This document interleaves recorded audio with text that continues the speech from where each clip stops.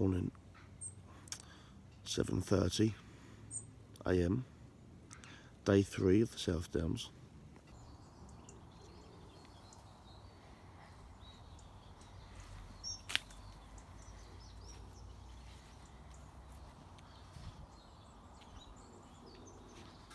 And now it's time for my bag of oats that I've been carrying with me for emergency breakfasts.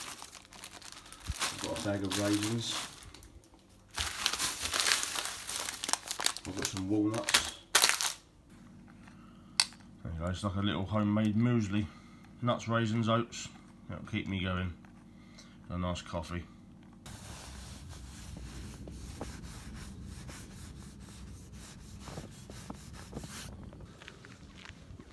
So, I leave the village of Bowerton behind for day 3 of the South Downs Way. Lovely stay at the Five Bells pub, thank you very much. Brilliant stay, highly recommend it if anyone's passing through the South Downs. It's a great stop, lovely bit of dinner, lovely people. So, 2 bits of good news and 1 bit of bad news to start day 3 in the morning. It's 10 o'clock. Good news is it's a lovely day. Blue skies, perfect weather, great temperature, perfect walking conditions. When I first planned this, it was over a year ago, so you know the weather could have been anything. And last week we had thunderstorms in Hertfordshire, so I had to do it no matter what the weather was. So there you go, I can't complain. Second bit of good news is I'm mentally feeling proper refreshed, positive, focused, happy. I've had a lovely stay. I had a nice, took my time this morning, had a couple of coffees, had a shower. So yeah, feeling great. But the only bit of bad news is my Achilles tendon is really starting to cause me some discomfort. Just telling this guy on the bike that this is exactly what the South Downs Way is about. Really nice, generous people who just leave this out here. It's like an honesty box thing, I think. Cookers, please help yourself. They're cooking apples. You even got dog treats there, look. Flapjacks, £1, have a great day. Oh, look at that. Excellent. Well, I only had 65p in change, so I've taken the pound out of the pot. They can have £4. Here you go. I'll give them a £4 tip for being generous and for fueling me, because that's the most important thing. It's not the price of a flapjack, it's the price of your morale and your keep your strength up.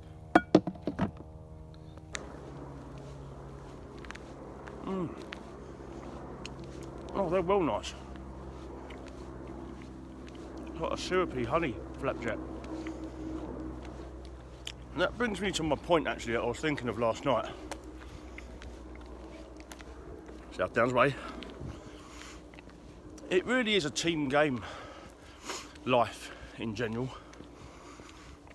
It's I'm thinking about my travels, and you've got lots of these little snack huts along the way, and yes, they're businesses. Just some runners here about to get on my YouTube channel. Happy trekking. Yeah, they're businesses, and they're obviously making money out of pitching up their places in good spots so that trekkers and hikers and cyclists all come through and pay for a cake and a coffee or whatever. But the thing is, without these small businesses doing that, I don't think I'd make it through the journey. Medic!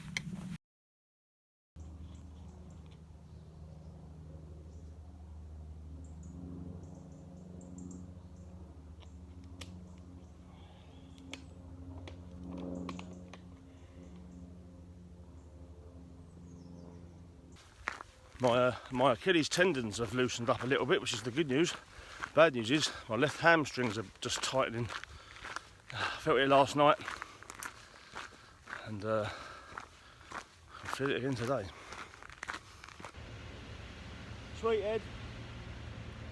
Clocking 7 miles, which means I've done 5 already, and it's only 11:45. I was just thinking, when you're like walking down the high street in a village, everything seems so busy and big. And and when you come up into the hills you see a little village like that. That's South Harting. Everything just looks tiny. We realise it's just a small village in amongst a load of green fields, and it makes you realise just how small humans actually are. Sweet Ed.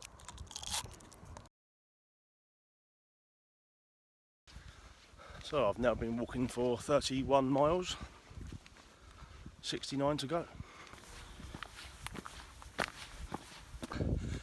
And there's no cure. There is absolutely no cure. When you're told you've got motor neuron disease, it's game over. And that is why we need to raise funds to find something to give us some hope. This is why it's so important to raise some funds, to get that research, to fund the research that is going to find something. Even if it's something that slows it down, because the life expectancy is about 2 to 5 years with motor neuron disease. That's not much. My dad died 2 years to the day of his diagnosis, so it's a very short time. So even if we can try and find a drug to slow the disease down, so it gives you 10 or 20 years or just something, there must be something. So if you're watching this YouTube channel now, my Just Giving page will remain open, I think, for some time after this. So please feel free to donate if anyone's watching this video, if you haven't done so already. justgiving.com/Harry Edward Bassant. BASSANT. Thank you.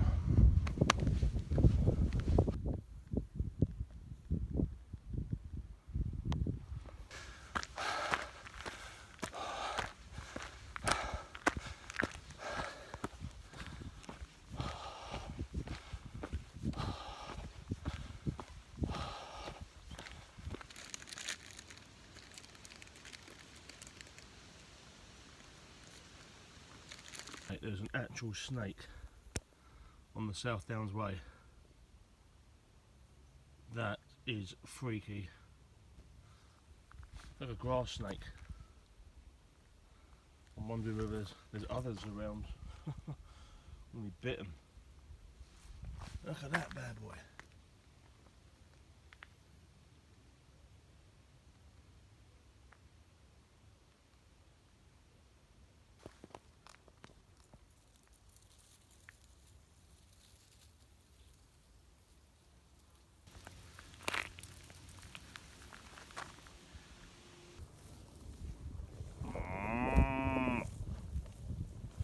Yeah, I'm talking to you. Oh, just starting to struggle a little bit now. I'm probably about 2 or 3 miles from Cocking, I think, which is where I'm planning to stay tonight, somewhere. Manor Farm campsite tonight. But my left Achilles tendon is now causing me to have to stop. So just as I was started to struggle, I don't know if you can see a couple of people back there, very nice people. They've asked me if I was doing it for MND. They noticed my shirt, and Peter has donated £5 to my Just Giving, and I think maybe his wife, I didn't actually ask, but she's donated me a small little plum from her garden, just at the point where I'm starting to struggle. And I was thinking, I could just do with something like an ice cream or something. This has really cheered me up, and the support that they've just shown as well. And she was actually a physio who had a lot of dealing with MND patients, so she knew full well what it was about. So yeah, really nice to just talk to them. Oh, I've just seen that sign, Richline Farm Shop. Oh, how good it is. Oh look, drinking water. That's even better because it's my campsite, Manor Farm Camping. We're here, we've made it. Day 3 over and done with, which has come just at the right time, because I was struggling towards the end of that, to be honest. So, Manor Farm have put a smile on my face because I've just done my weekly shopping in there. A nice apple tango, a homemade flapjack. I've got a coffee on the go. They've got a pub round the corner where I can go and have my dinner. I've paid for my campsite, they're doing me a bacon sandwich in the morning, and they're making me a sandwich for when I'm to send me on my way with for lunch. Perfect. All of that, 20 quid. Oh, it's a no-brainer, mate.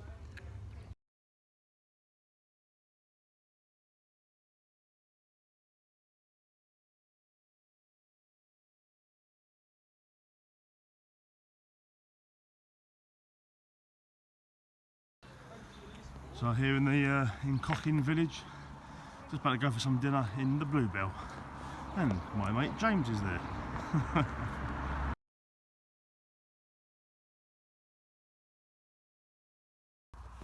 This is the view from my tent window.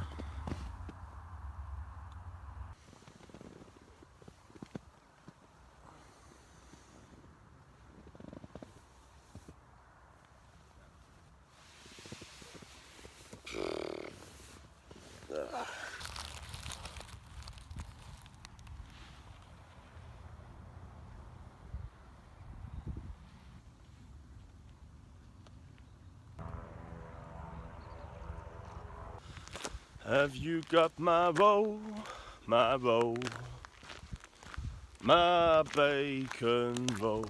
Have you got my roll, my roll? So, day 4. We leave Manor Farm campsite. I'm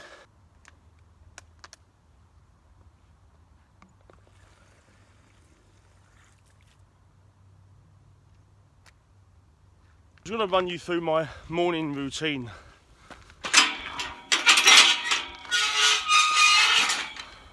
One second.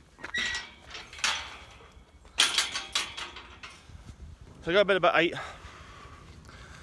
Maybe update my my blog, turn my phone signal on, update my blog on my Just Giving page, catch up with the girlfriend. And I wake up when the light pierces through my tent and forces my eyes to open. You haven't got a choice unless you bury your head in your sleeping bag, which is about 6 AM. So, and the first thing you do when you wake up is you think, oh, I've got to pack my tent away. So you have to deflate your mattress, deflate your pillow, put all that away.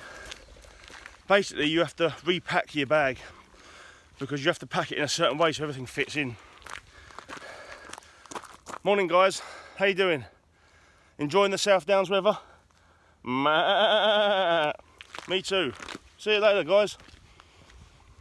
So yeah, pack all your bag away, which is an effort at 6 in the morning. Clean up, you've got to take care of your personal hygiene, can't neglect that. And it's not the nicest of things, sitting there in your tent, you know, with a baby wipe. But when you're out in nature and there's no shower, you have to do that.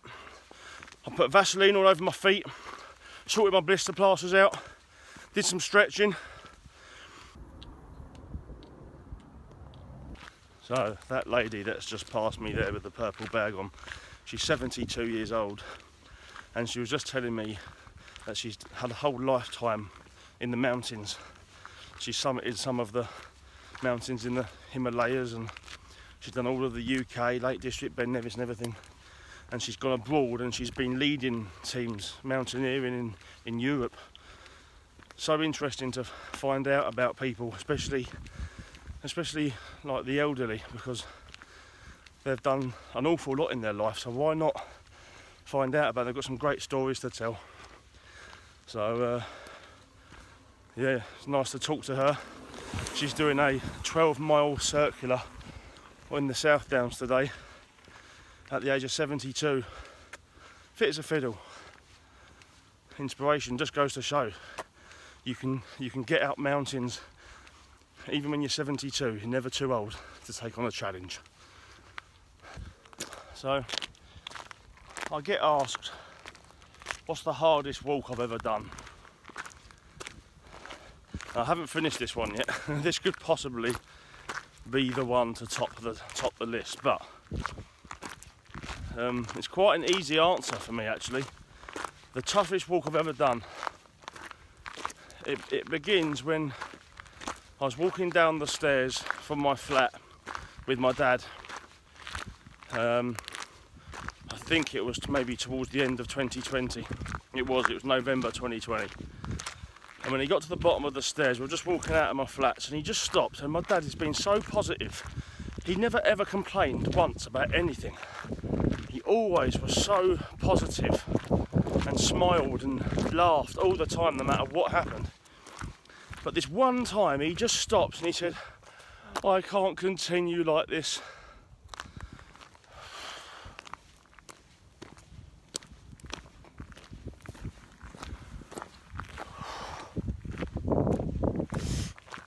And I think he was talking about his legs and about his walking, because his legs were getting weak. And I said to him, I said, Dad, you're still walking.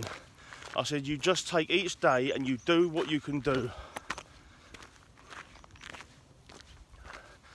And he nodded his head, and we walked to the car. I gave him a lift home.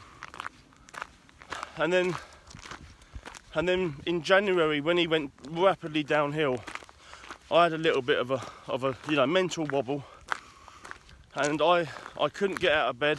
I just hit a bit of a flat patch, because we were going through an awful lot when he went to hospital and then moved to the care home. And there was one time I just had to go to work. I think it was a Monday morning, and I woke up and I just thought, well, I can't face it. And I wanted to try and, I don't like to do the lazy option and drive to work. I wanted to walk to work. And that walk was the toughest walk I've ever done. It was a 12-minute walk to work. And I had to force myself, I had to force myself to get out of bed, get dressed, gel my hair, brush my teeth, put on my clothes, and get out of the house and walk to work. And that was the toughest walk I've done. And the only thing that got me out of bed was I remembered saying to my dad when he was struggling, you just keep going. You just keep going. Today's all that matters, you just keep going. And that's what I did. And so, yeah, that tops the list.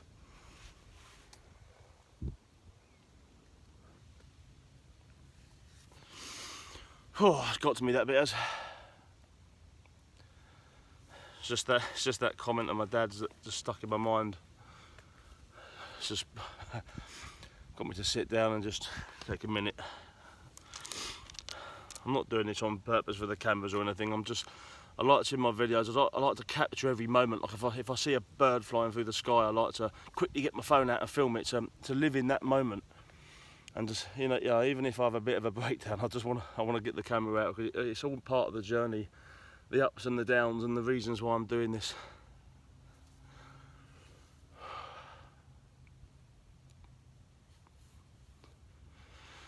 I'm probably getting quite tired as well, because I've done 4 days of walking.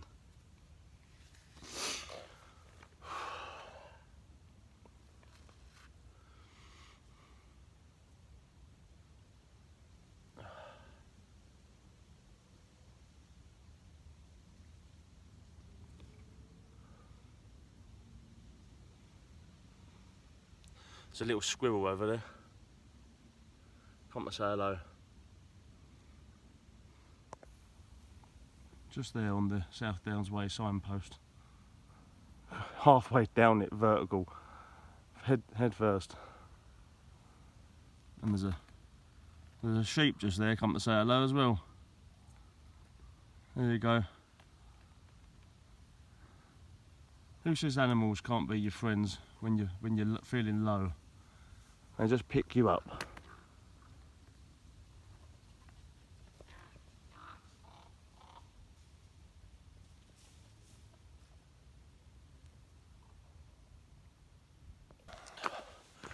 I think I just need to keep walking. There's no point sitting down on the floor and crying my eyes out and thinking about my dad too long. I told him I loved him, and now I've picked myself up and I'm going to crack on. Oh. That's why I'm doing this walk though, do you know what I mean? It's going to be a tough time of the year, of course. I'm trying to do something positive. Like I say, trying to turn my heartache into something positive, flipping negatives into positives. That's what we have to do. In fact, it's time for a dad joke. It's time for a Tommy Cooper dad joke. Because he used to always do that. He used to always turn something sad into something funny. So I went to a flag shop and I said, "Can I have a black Union Jack?"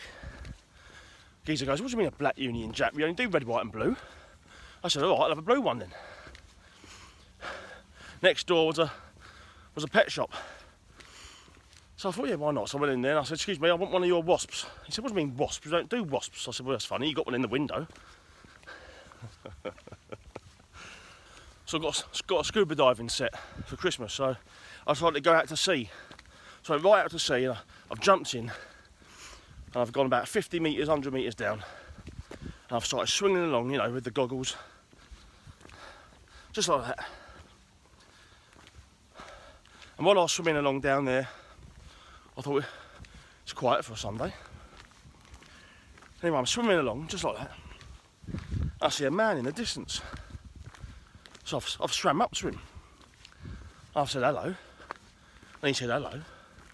I said, "What are you doing down there?" He goes, "I'm drowning."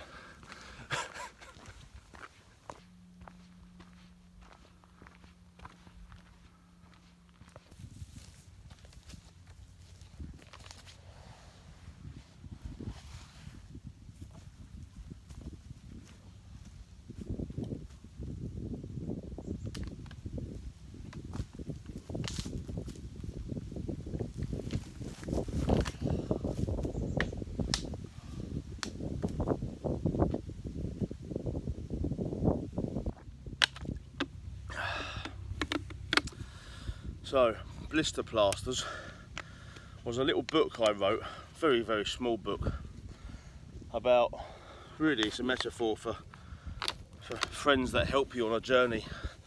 So like, your blister plasters they've helped me along this journey so far, and I'm sure they're going to help me throughout the rest of it. And they're a cushion for your sore points. And that's what friends and family and people that support you, you know, that's what I relate them to on a journey that you're going through in life that's difficult. And there's a few people who I like to class as my blister plasters. And I'm not going to go into their surnames or anything, because they might not want to be on the channel.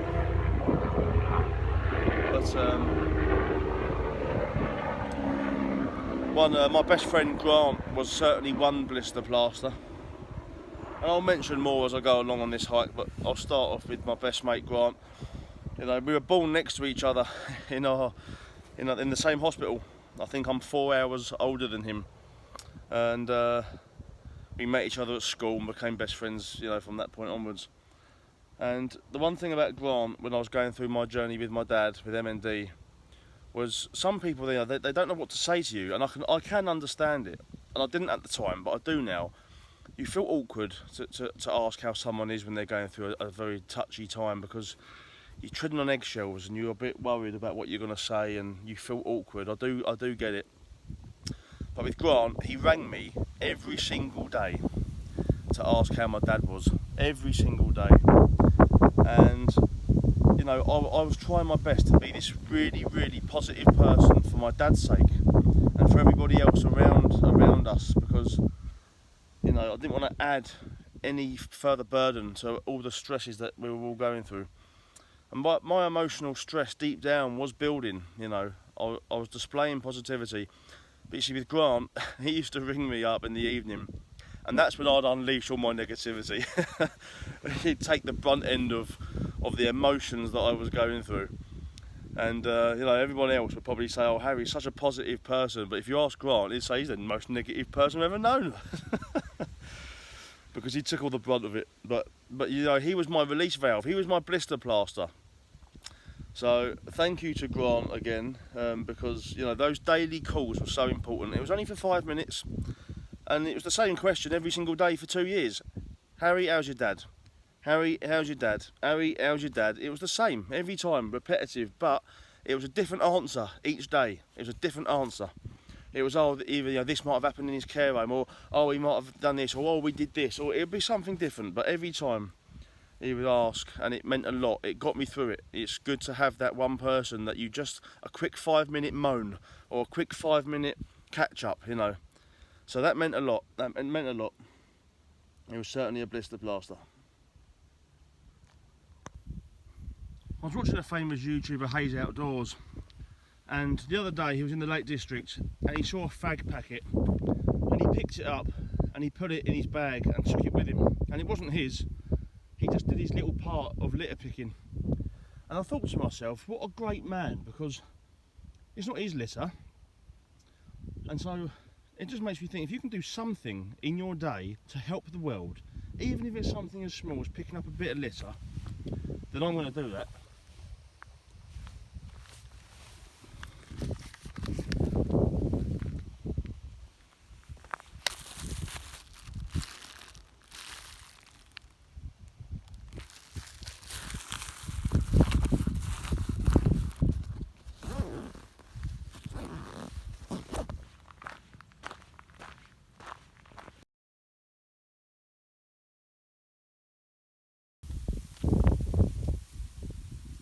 When you're out in the sticks like this and there's absolutely nothing and all you've got on you is whatever you've packed, like a sandwich, and you're thinking, well, I want to have that in a minute, you've got to make the use out of these little calves that you come across. They're just like little gems, you know. Just met a couple of people behind me there, and they caught me recording and they said, "Are you a YouTuber?" I said, "Well, yeah, I am, but you know, only very, very small time for my own personal use." And then they said, "Well, his son is 500,000 subscribers to one of his channels, who's a YouTuber. I think he talks about fossils and stuff." And then the woman who I just met up there has her own channel with, I think, 10,000 subscribers, and she talks about, I think it's nature or something. But I'm gonna subscribe to their channels, and they're going to subscribe to mine. So,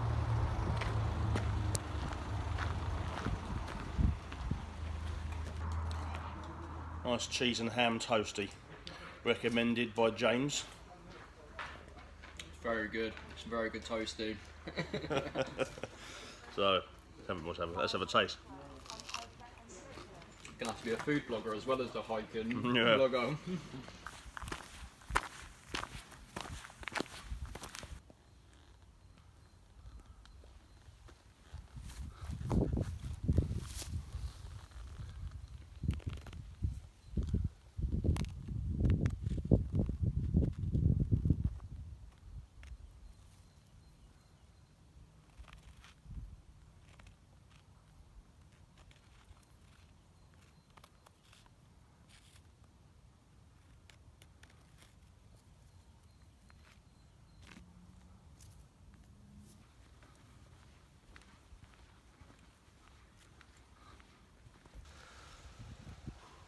So I have done 45 miles on this hike, just past the signpost.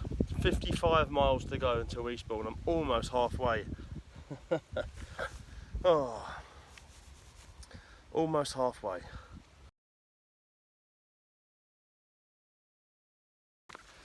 So different people from all over the country on this walk, and you can tell the difference by the way they talk. You'll have someone from up north will pass you as you're walking along. They go, "Hey up, lad." Then you've got someone from the countryside, "How do?"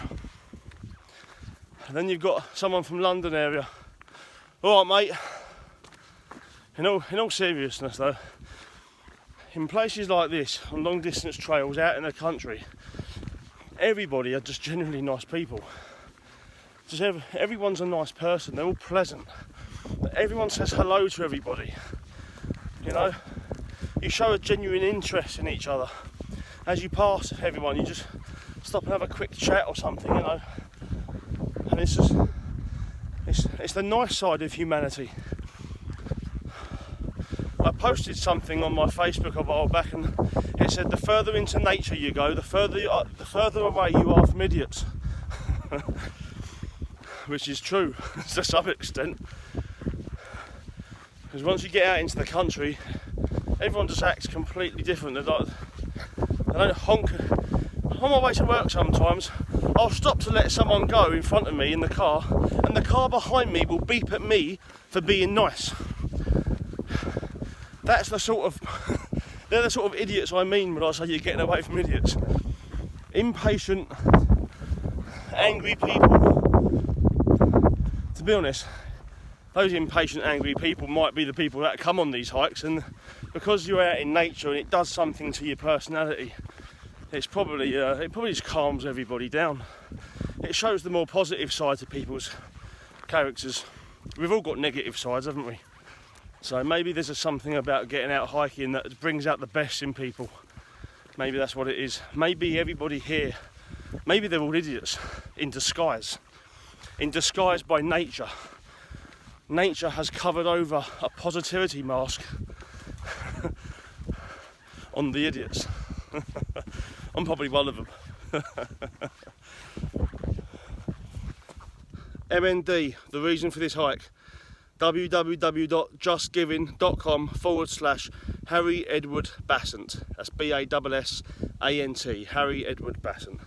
Donate, please, find it in your hearts. Let's get this fundraiser up to £2,000, and we're on about 1,600 at the moment.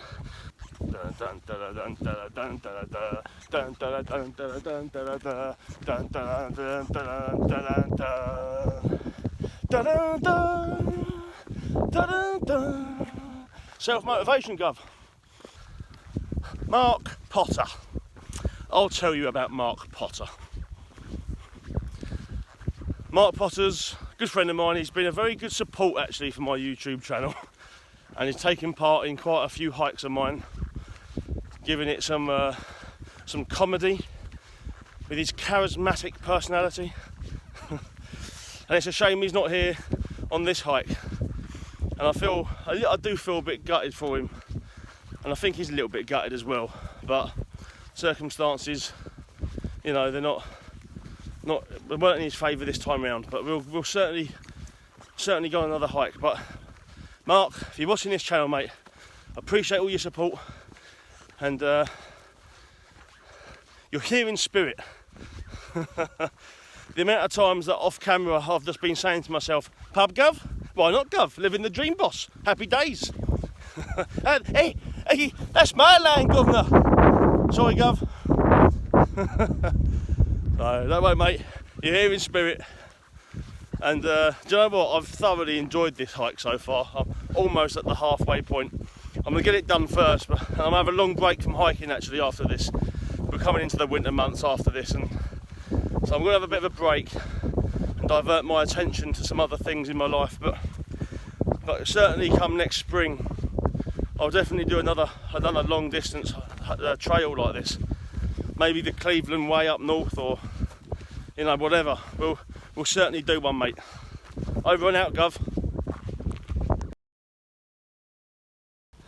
50 miles completed.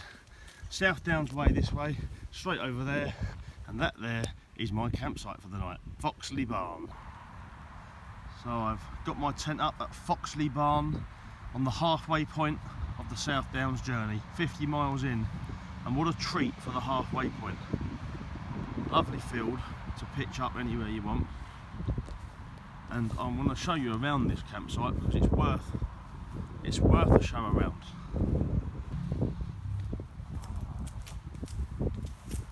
You've got barbecue area where you can help yourself. There's deck chairs you can take, which I'm going to take one of those in a minute and sit down on it, and a table.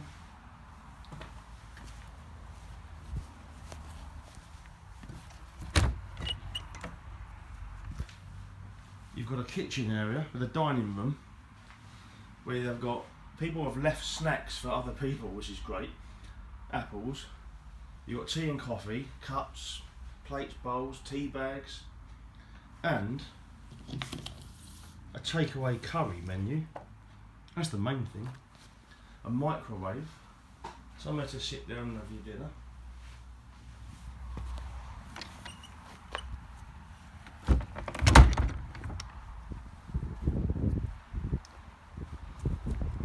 There's lovely apple trees here in the bit of greenery that you walk through to get to the strollers. Do you mind being on camera, Pete? I don't mind being on camera. And he's Pete, the man who owns the campsite. It's my YouTube channel, you see, Pete. So oh, I see. Yeah. I'm just recording, but if you don't want to be on YouTube, No, just I say. don't want that. Well, there you go. If you want help yourself with an apple. Help Those yourself to an apple, eh? Those are eating apples, not those. Those are cooking apples. Those are cooking? Yeah, and these are eating as well. Are they? Yeah. Lovely. Well, I might just try one. Yeah. Thank you very much, Pete. That's all right. And what There a are some in lovely the kitchen. campsite. There are some in the kitchen as well. Are there? Oh, well, if they're from the tree, I'll have one of those then. Yeah, right, okay. Brilliant. Help yourself. Thank you very much. It's an excellent campsite for the halfway point. Oh, look, my mate James has just turned up, look. we're very appreciative to actually be able to have a shower tonight because we all know what the last one was. Well, I'm going to go into this one. Washing up bowl. Shower gels, look at that. A nice shower. An actual toilet. Oh, fantastic. Pete's hard at work. No rest for the wicked. So these are the apples from the tree. So I've got to try one of these, haven't I? Considering I'm staying here. Blue for Spurs. And we won 6-2 at the weekend against Leicester. Son Heung-min with the hat-trick. So we're in double celebration mode. And I'm going to have a nice coffee to celebrate. Happy days. Happy trekking.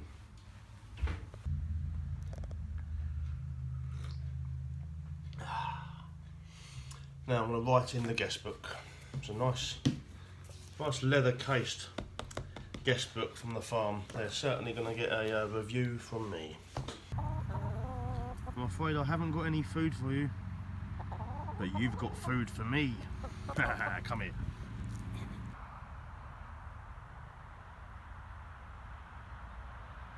So I'm just in my campsite and look what I've just found in the toilet. Oh, hello, Harry. Adrian Lau Hello, Flynn. how are we doing? All right? All good? Good to You see like you, new, mate. new t-shirt, Good boy? to You see like, you. you like my new t-shirt? Happy, You like it? go in a bit. Happy trekking, happy days. Look at that, beautiful. Good advertisement there. Yeah, of course. Well, it's lovely here, isn't it? Absolutely lovely. Good to see you. Hello, Harry. Good How are to you? see you. Yeah, I missed you, Good to mate. see I you. missed you. Buzz Lightyear. Yay. Come on, I've got a curry waiting for you over there. Okay, so... Adrian, thanks for coming, mate. Appreciate it. And thanks for the chocolates, and tell your wife thanks for the chocolates. Harry, thanks for the curry, mate. Top man. That's all right, You stay man. safe, look after yourself. I'll see you back in Welling Green. Head north Back in on the land New of Garden Road comfort. B2139 See you towards later. See you Castle later. Lane. No one.